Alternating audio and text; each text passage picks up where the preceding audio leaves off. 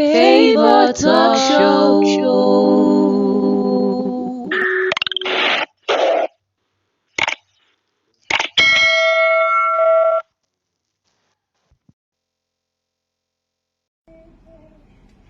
The president of this country stands several times to address us, we citizens. Most times we don't understand what you say, but for benefit of that, I'm going to go ahead to ensure that this conversation is printed on all pages of newspaper, so that if the president cannot, I'll drop. Saying for the benefit of that, I'm going to ensure that this conversation is also printed in pages of newspaper, so that if the president cannot understand my words, you would be able to read clearly. Mr. President, you are the Commander-in-Chief of the Armed Forces of the Federal Republic of Nigeria, but you have failed to protect me and my family. You are the father of the nation. You have failed to show sympathy and emotions and concerns where necessary. The wife of the president is supposed to be the mother of the nation. She has failed woefully in showing us who and what the power of a mother is. This is not the Nigeria we want. We didn't understand when you were telling us, assure you, I assure you, I assure you. You assured us, we didn't know you assured us failure. We didn't know you assured us killing. We didn't know you assured us suffering. We didn't know you assured us insecurity. We didn't know you assured us a worse education and medical system.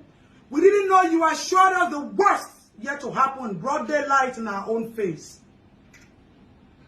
I clearly say that I am disappointed in my president because you have failed to lead as expected. Age, they say, is nothing but a number. You are not the oldest president in the world. The president of Malaysia is far older than the president of this country, whether right or wrong age. But the president of Malaysia does not run helter-skelter looking for medical attention in the name of family doctor. He has built his country. He has built his medical system. He has built insurance. He has built security and safety for his citizens, and he also benefits from it. The president of my country does not have an idea of the numbers of people that are being killed.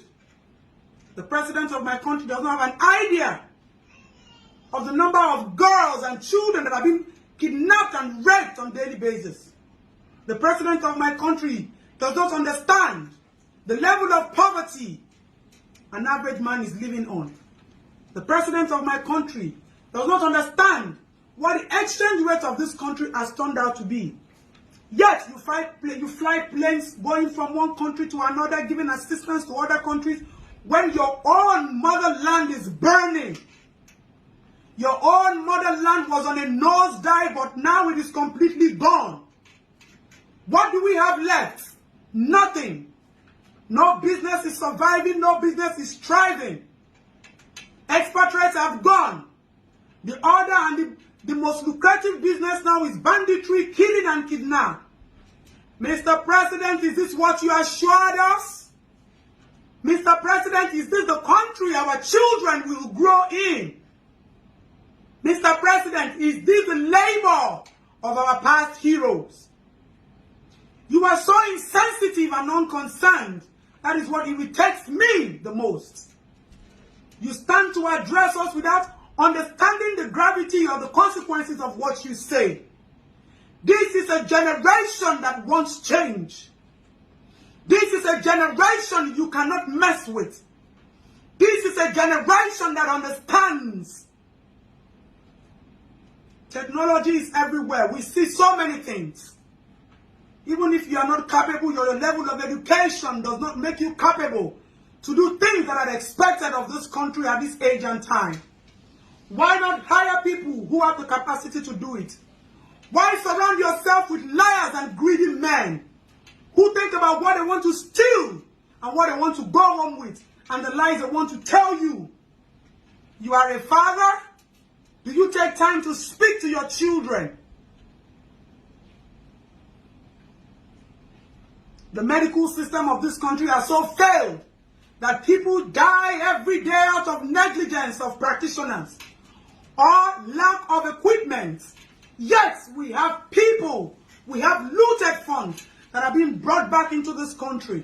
We have Desiani's funds, we have Buhari Abacha's funds, we have Ibori's funds, we have so many funds.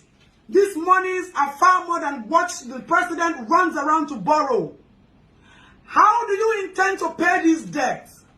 Nothing is functioning in this country.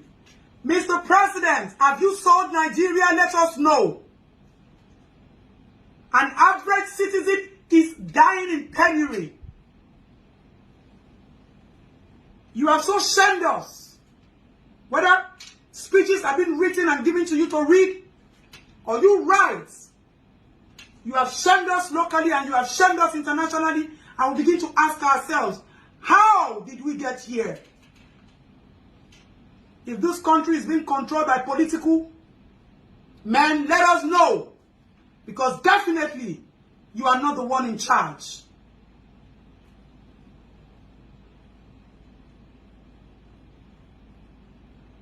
We no longer have international respect.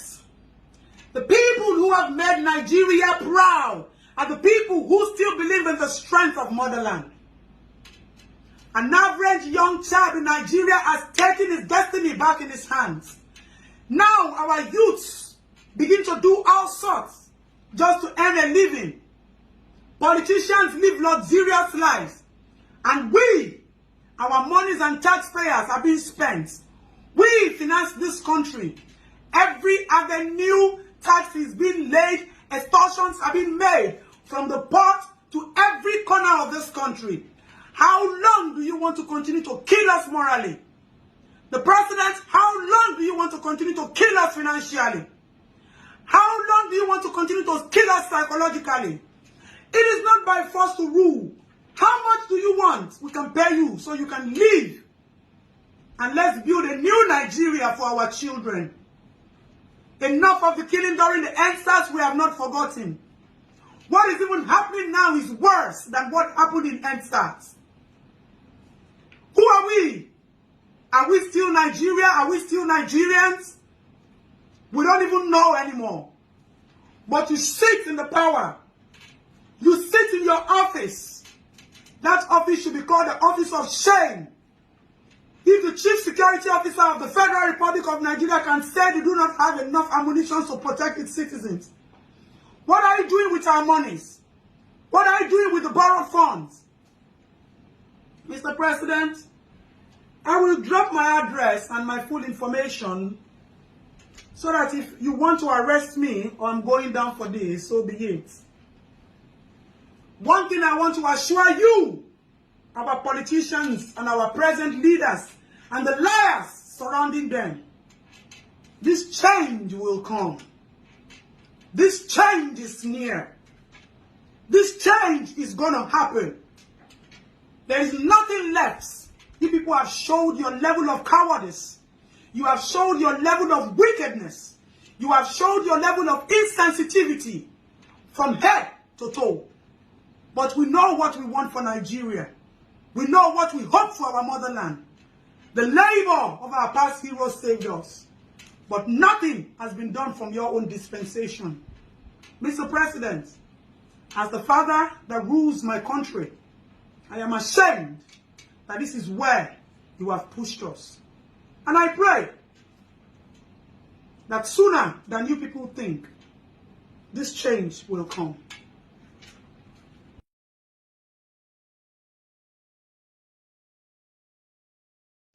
Favour Talk Show.